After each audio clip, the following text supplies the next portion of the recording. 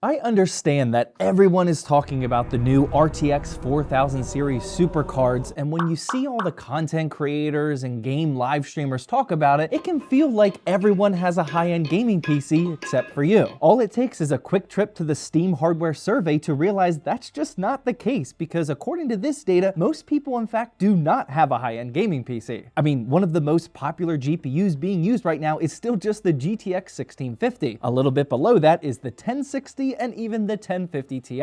But what if you don't have any graphics card at all? That's actually still very common. AMD Radeon Graphics is the 13th most popular GPU option as of January 2024, and honestly, it's probably gonna climb a bit higher after people learn about what we're talking about today. AMD's Radeon 780M integrated GPU is being packed into budget laptops, handheld gaming consoles, and even tiny mini PCs like this one, and believe it or not, the gaming quality is very impressive. We're gonna talk all about this, including how I ideally drove integrated graphics for a few days, all after a quick word from today's sponsor. And real quickly, since I know my audience is always interested in saving money when building and selling gaming PCs, today's video sponsor GVG Mall can definitely help you out with that. I've worked with GVG Mall for so long now and have bought probably close to 100 keys myself, and they're hooking you all up big time with the 25% off discount if you use code ZTT18 with the link in the description. GVG Mall has Windows activation keys as well as Microsoft Office, game keys for platforms like Steam and Origin, and they even have console stuff too, like PSN and Xbox prepaid cards. Activating Windows couldn't be easier. Just paste in the key that you get instantly after paying on the website, so remove that ugly unactivated watermark for good. Don't forget to use ZTT18 for 25% off with the link in the description. Now real quickly, I know that true gamers will sometimes just completely disregard videos about these mini PCs, but I want to make it very clear, today's video is not about this. GMK Tech did send this over to us so we can make a YouTube short about it. Video's up there in the top right hand corner if you're interested, but I'm not obligated to talk about this device any longer. I'm only using this today because it's the only PC I have with the Radeon 780M in there, so I promise this isn't a hidden mini PC review or anything. We're staying tunnel vision in today's video and only talking about the Radeon 780M and what it's like to play PC games without a graphics card. Well, that and testing against the dedicated GPU setup, but that's later in the video. But yeah, your parents may have bought you a budget laptop for school, or maybe you have a work laptop that's definitely not for gaming. If it's a Ryzen-based CPU, then there's a chance it has this Radeon 780M in there, and you'll get very similar results to what I got with this mini PC. So one of the things that we did differently for today's video is that instead of just showing you the benchmarks that Sam ran here in the studio over a quick 3-hour benchmarking run, instead I also took this PC home with me and daily drove it for a few days. Unfortunately, just the FPS numbers and the benchmarking data doesn't always paint the entire picture of what's going on. You may see a solid 60 FPS average, but behind the scenes, it might have been a lot of stuttering and FPS spikes that doesn't result in an actual fun gameplay experience. I took it home and went deep into playing the games that I normally play to see if integrated graphics is actually something that's viable for people on a really tight budget. One of the very first things I noticed were the super long shader caching times on the games that require them to load before you can even boot into a game like Halo Infinite. Now, this isn't a super quick process even with a dedicated GPU, mind you, but this took so much longer with just integrated graphics. I pulled my phone out to time it and it took well over 5 minutes, and there was probably another minute on top of that before I realized I should probably time this because it's taking so long. This is one of the things that the benchmarking data won't tell you, so I was already really happy that I took this home and got the true gameplay experience of it. And if you're wondering, we weren't getting the slow speeds because this is a slow device or anything. Other than the Radeon 780M, this GMK Tech K6 is rocking a Ryzen 7 7840HS with 32 gigs of DDR5 and a 1TB Gen 4 PCIe SSD. This device was blazing fast with everyday use, it's just that loading the shaders took forever. Once I did finally get into Halo Infinite, I first decided to play it safe with unranked Team Slayer because I was pretty nervous about the low FPS and possible stutters that would potentially tank my ranked level. Not that I can't climb back into silver quickly, but still, I didn't want to risk it. Now, Sam didn't test this title during his benchmarking run, and we all know that Halo Infinite is a little greedy when it comes to VRAM requirements. Despite all of this though, with the settings at 1080p and low, my FPS stayed reliably up between 65 to 80, and to my surprise, there weren't any sort of dips and spikes, and it remained very consistent across different multiplayer maps. After that, I decided to test my luck with Starfield, and during Sam's benchmarking run with 1080p and low settings with a 50% resolution scale and FSR turned on, he recorded an average FPS of 44, which didn't sound too great. We all know that this is one of the most demanding games to run right now, but again, to my surprise, this was actually a pretty decent gaming experience. I tried both aimlessly walking around on a planet as well as doing some gun combat. This is a really good spot for quick leveling, by the way, and the FPS remained very very stable around that 44 FPS mark. 44 FPS does not sound good on paper, but if it's a smooth, reliable, and consistent 44 FPS, it's still not a terrible gameplay experience. The final game I dove into at home was Need for Speed Unbound, and don't ask me why, but in the moment I really just wanted to test a racing game, and this was the newest title that I own. Racing games are actually a really good test for integrated graphics, because if you've ever had an FPS dip when you're trying to maneuver around somebody during an online race, you know exactly what I'm talking about. If you're trying to navigate in between two cars and right when you get in between them you get an FPS dip, before you know it you're going to be bouncing off each other's cars, and it's just not a good time. Now, this game did give me a warning that I didn't meet the system requirements right when I booted it, but that didn't stop the 780M from giving me a smooth racing experience. This handled these crazy unique graphics with all sorts of effects going on during the entire race perfectly fine and smoothly. Here's all of the other games that we tested, and as you can see, we're easily over 60 FPS in every title except for the super demanding ones like Starfield, Cyberpunk, and Assassin's Creed Mirage. Some of these numbers are really impressive for not having a GPU. We got 119 FPS in Fortnite with 1080p and Pro settings, perfectly playable, and Counter-Strike 2 got 143 FPS in 1080p Pro, perfectly playable again. I mean, it's pretty crazy to say this, but you can actually utilize a higher refresh rate monitor with a setup that doesn't even have a dedicated graphics card. Now, before we get into testing this integrated graphics setup versus a traditional budget CPU and GPU combo, it's important to wrap up my thoughts on what I learned from this daily driving process. The biggest takeaway is that these FPS averages are true, and it's not like a fake news FPS average like you'll sometimes see with the ultra budget builds. Integrated graphics back in the day used to give you all sorts of weird FPS dips and spikes, but with this 780M, that FPS number stays very consistent, and it's a much better gaming experience compared to a few years ago. I'm really glad that I took the time to take this home and then just get the full gameplay experience of it, and just so you guys know, I do plan on taking our future build guides back home with me as well, just so I can describe to you what the real performance looks like with those budget builds. But now the other thing I really wanted to see in action was how this mini PC without a GPU compared to one with a more popular budget GPU option. As we saw in the intro, NVIDIA's GTX 1650 is literally the second most popular GPU right now, so I figured that would be a good comparison. We tested with the Zotac 1650 that I had laying around, and we just paired it with an Intel i3 12100F. First up, we have Cyberpunk 2077 because it's certainly a tough GPU demanding game, and when using 1080p in low settings, we got 44 FPS with the mini PC's integrated graphics and just 1 FPS higher than that at 45 with the 1650. Pretty competitive start so far. After that, we tested Starfield, again because of how demanding it is, and here we actually got a slight 5 FPS increase with the Radeon integrated graphics. Now, one thing to note is that Starfield definitely favors AMD GPUs compared to NVIDIA right now, but it's pretty crazy to see that continue even with AMD's integrated graphics versus an NVIDIA dedicated GPU. For Modern Warfare 3, we got pretty similar results, but even a bigger gap in performance. With 1080p in minimum settings, but with a 100% resolution scale, the integrated graphics cranked out 70 FPS and the 1650 only got 58. Now, one thing to also note is that this isn't a true apples to apples comparison because the CPU on our mini PC is better than the Intel i3 12100F. If a game utilizes more of the CPU as opposed to the GPU, we might see a bigger advantage with the mini PC. Regardless though, no matter how you draw it up, the Radeon 780M directly competes with a dedicated 1650, and in most titles, it actually beats it. Honestly, the results of everything that we tested today were pretty wild, as it illustrates just how far integrated graphics have come in the last few years. Back in the day, one of my very first videos that really boosted my channel was this PC gaming without a graphics card in 2018 video, and this featured the Intel HD 630. In this video, I was talking about how awesome it was that I got a 74 average FPS in Fortnite with a measly 44.4% resolution scale, and also PUBG with a 27 FPS average in 720p with an 80% resolution scale. We've come a long way since then, both in terms of the performance of integrated graphics as well as my facial hair. So if you are thinking about grabbing a budget laptop or testing the waters of PC gaming without spending a fortune on your GPU, hopefully this video at least explained that you can get a good gameplay experience by doing that. But remember, you can always get even more value with that with a pure performance custom gaming PC build, and an example of that is on the screen now.